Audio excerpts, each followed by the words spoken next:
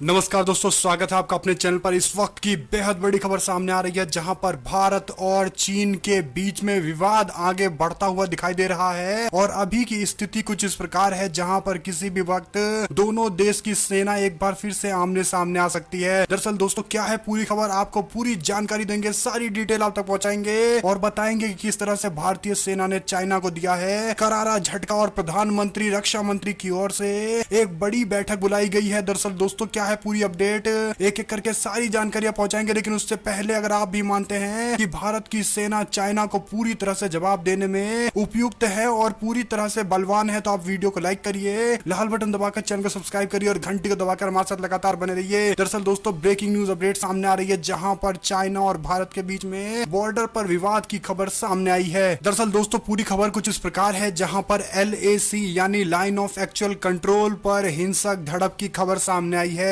भारत के 3 जाबाज जवान शहीद हो गए हैं और 5 चीनी सैनिकों को भारतीय सैनिक ने ढेर कर दिया है। दरअसल दोस्तों ये बड़ी अपडेट इसलिए है क्योंकि भारत और चाइना के बीच में लगातार तनाव की स्थिति सामने आ रही थी, लेकिन जो आज की न्यूज सामने आई है उसके तहत भारत और चीन के बीच में हाथापाई के बाद हिंसक झड़प भी हुई, जिसमें भारतीय सेना के एक अफसर और 2 जवान शहीद हो गए हैं। हम आपको बता दें कि पूरे मामले को लेकर चाइना के मीडिया यानी ग्लोबल टाइम ने रिपोर्ट देते हुए कहा है कि चाइना की ओर से 5 चीनी जवान मारे गए हैं भारतीय सेना के द्वारा और इसी के साथ 11 चीनी सेनाओं के घायल होने की भी खबर दी गई है। इसी के साथ LAC पर हुई हिंसक झड़प को लेकर एक्शन में सरकार आई है। मोदी सरकार के रक्षा मंत्री राजनाथ सिंह ने तीनों सेना के अफसरों के साथ बैठक बुलाई है, जिसके अंदर लाइन ऑफ एक्चुअल कंट्रोल पर किस तरह के हालात है इसको लेकर पूरी जानकारी मांगी गई है। हम आपको बता दें कि रक्षा मंत्री राजनाथ सिंह ने chief of defence staff Bipin Rawat को भी बुलाया था, जहां पर तीनों सेना के प्रमुखों और बिपिन रावत के साथ राजनाथ सिंह की बैठक हुई है। बाद में उन्होंने विदेश मंत्री S जयशंकर से भी मुलाकात की है। इस दौरान कुछ बातें निकलकर सामने आ रही है और लगातार चाइना की ओर से बातचीत की पेशकश की गई है। इसको लेकर भी कुछ अपडेट सामने आ रही है। इसी के साथ दोस्तों पूरे मसले को आप किस तरह से देखते हैं? अगर आप भी मानते हैं कि लगातार जिस तरह से चाइना में हालात खराब हो रहे हैं और ताइवान के साथ साथ हांगकांग और बीजिंग जैसे इलाकों के अंदर भी लगातार चाइना के लिए मुश्किलें बढ़ती जा रही है, उसको छिपाने के लिए वह भारत के साथ इस तरह से तनाव बढ़ाने की कोशिश कर रहा है, तो आप वीडियो को लाइक करिएगा और साथ ही साथ बताइए कि प्रधानमंत्री को आगे किस तरह का कदम उठाया जाना चाहिए और कैसा जवाब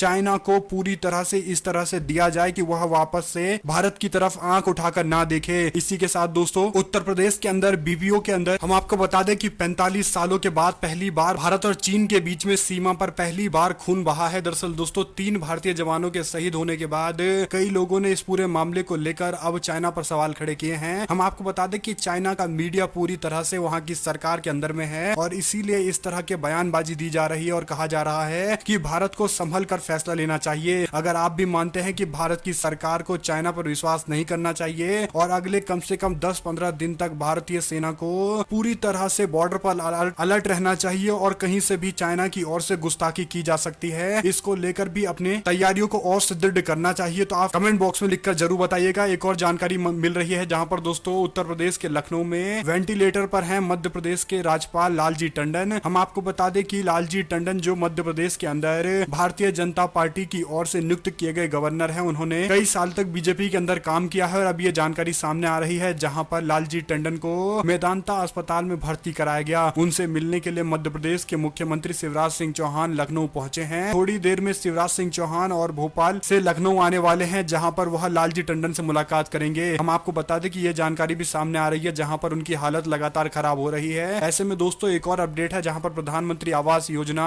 यानी प्रधानमंत्री महत्वाकांक्षी योजना स्वयं का घर बनाने के लिए सब्सिडी का फायदा उठाने को लेकर सूची तैयार की गई है, जिसमें आप अपना नाम तय कर सकते हैं और चेक भी कर सकते हैं। स्वयं का घर पाना और इंसान का सपना जल्द ही पूरा होने वाला है। दरअसल दोस्तों मोदी सरकार प्रधानमंत्री आवास योजना को और तेजी से आगे बढ़ाने को लेकर स्कीम लेकर सामने आई है। हम आपको बता दें कि जब से भारत के अंदर कोरोना का मामला तेजी से बढ़ा है और माइग्रेंट्स लेबर भारत के अंदर शहरों से गाँव में गए हैं, उसके बाद से मोदी सरकार की ओर से 2 बड़ी स्कीमों पर ज्यादा ध्यान दिया जा रहा है, जिसमें प्रधानमंत्री आवास योजना है और एक और योजना है जिसके तहत गांव के अंदर सभी घर में टोटी से पानी पहुंचाया जाएगा। अटल जल योजना इस योजना का नाम है। साथ ही साथ दोस्तों अगर आप भी इन सभी योजना का लाभ पाना चाहते हैं और पूरी डिटेल चाहते हैं तो आप हमारे साथ लगातार बने रहिए। हम आगे आपको सारी डिटेल इस योजना के बारे में देते रहेंगे। आप लोग देख रहे थे आपका अपना चैनल जय हिंद, जय भारत, वंदे मातरम।